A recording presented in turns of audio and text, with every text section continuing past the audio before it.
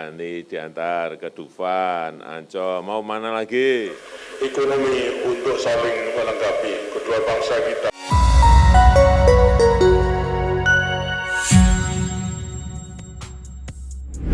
Setiap kepala negara memiliki cerita tersendiri ketika mereka menjabat. Begitu pula dengan Jokowi dan keluarga Cendana. Keduanya sama pernah dan sementara menjabat sebagai orang nomor 1 di Indonesia. Namun mereka memiliki sejumlah perbedaan ketika duduk di kursi birokrasi. Mulai dari latar belakang, keturunan, dan cara memimpin.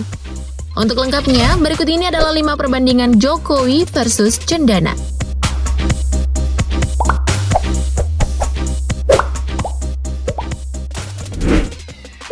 Awal karir. Karir Jokowi di birokrasi diawali saat beliau terpilih menjadi wali kota Solo tahun 2005. Di bawah kepemimpinannya, Solo mengalami perubahan yang signifikan. Pada tahun 2010, Jokowi terpilih lagi menjadi wali kota Solo. Karir yang kian menanjak, tahun 2012 Jokowi diusulkan menjadi gubernur DKI Jakarta oleh PDIP. Jokowi pun berhasil memenangkan pilkada tersebut. Setelah terpilih sebagai gubernur DKI Jakarta, popularitas Jokowi makin melejit berkat rekam jejaknya yang membumi dengan masyarakat.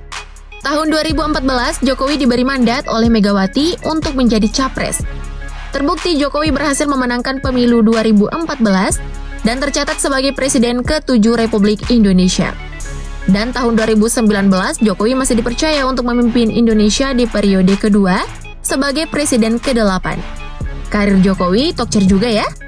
Beda halnya dengan induk dari keluarga Cendana, almarhum Pak Soeharto. Beliau justru memiliki latar belakang militer dan memiliki pangkat mayor jenderal. Kemudian beliau menjadi Panglima Komando Mandala Pembebasan Irian Barat. Saat kembali dari Indonesia Timur, pertengahan tahun 1962, Soeharto diangkat sebagai Panglima Kostrat hingga 1965. Karena karirnya yang cemerlang di dunia militer, Soeharto pun dipilih menjadi Presiden Republik Indonesia pada tahun 1968 oleh MPRS. Presiden kedua Republik Indonesia ini menjadi presiden terlama yang pernah menjabat. Bukan 5 atau 10 tahun, melainkan 32 tahun. Wow! 32 tahun berkuasa di Indonesia, pastinya keturunan Pak Soeharto sudah dikenal oleh masyarakat Indonesia. Pernikahannya dengan Ibu Tien Soeharto dikaruniai 3 anak laki-laki dan 3 anak perempuan. Anak pertama bernama Siti Hardianti Rukmana. Anak kedua dinamai Sigit Haryo Yudanto. Bambang Triatmojo adalah anak ketiga yang sudah banyak dikenal orang. Siti Hediati Haryadi adalah anak keempat. Anak kelima yaitu Hutomo Mandala Putra atau Tommy Soeharto. Dan Siti Hutami Endang merupakan anak bungsu dari 6 bersaudara. Mengikuti jejak sang ayah, keenam anak Soeharto pun juga mempunyai karir di dunia politik. Tak hanya kehidupannya, anak Presiden Jokowi pun kerap diperbincangkan oleh masyarakat Indonesia. Seperti yang kalian ketahui, Pak Joko Widodo dan Ibu Iriana dikaruniai 2 anak laki-laki dan 1 anak perempuan. Anak sulung bernama Gibran Raka Buming Raka yang merupakan wali kota Solo.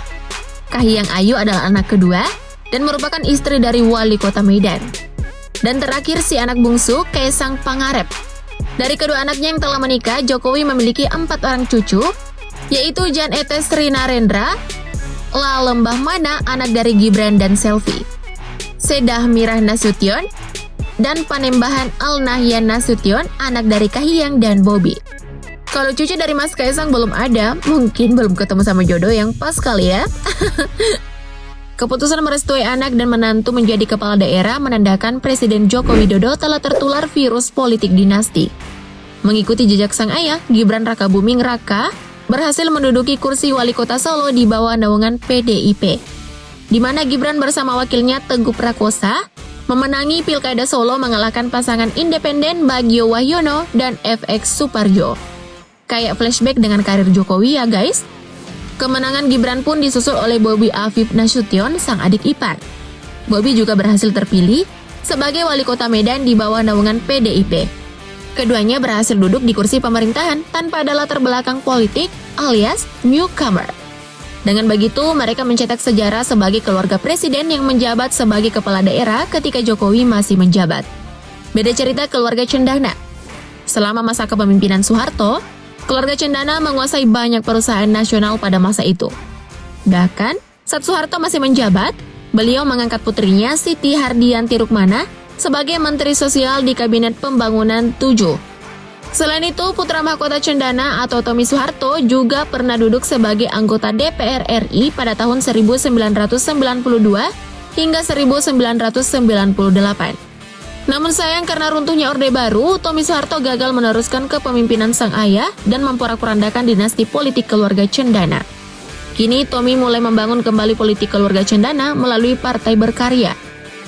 Apakah nantinya Tommy berhasil meneruskan perjuangan Soeharto? Kita tunggu aja ya. Selama 32 tahun memimpin Indonesia, Soeharto disebut sebagai sosok yang memiliki visi besar dan berpikir panjang dalam hal pembangunan untuk rakyat Indonesia. Tak ayal jika dirinya disebut sebagai Bapak Pembangunan untuk Indonesia. Pendidikan, kesehatan, dan kesejahteraan rakyat adalah program utama beliau. Bahkan Indonesia yang maju saat ini adalah berkat fondasi pembangunan yang diletakkan oleh Pak Harto.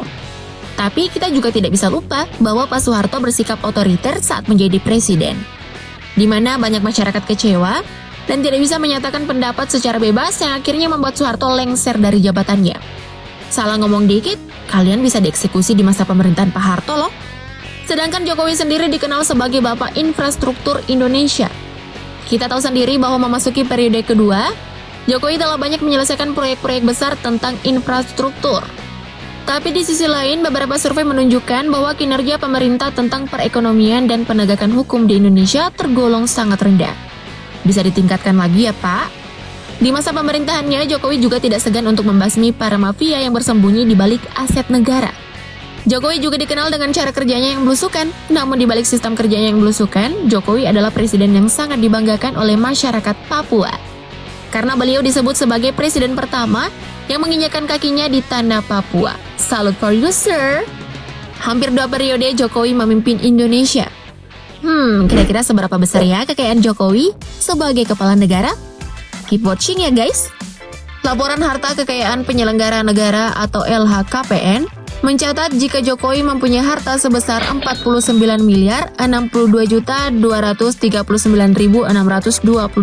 rupiah. Jumlah tersebut terbagi menjadi tanah dan bangunan yang bernilai 43.888.588.000 rupiah, alat transportasi dan mesin yang bernilai 1.083.500.000 rupiah, harta bergerak lainnya tercatat dimiliki senilai 360 juta rupiah.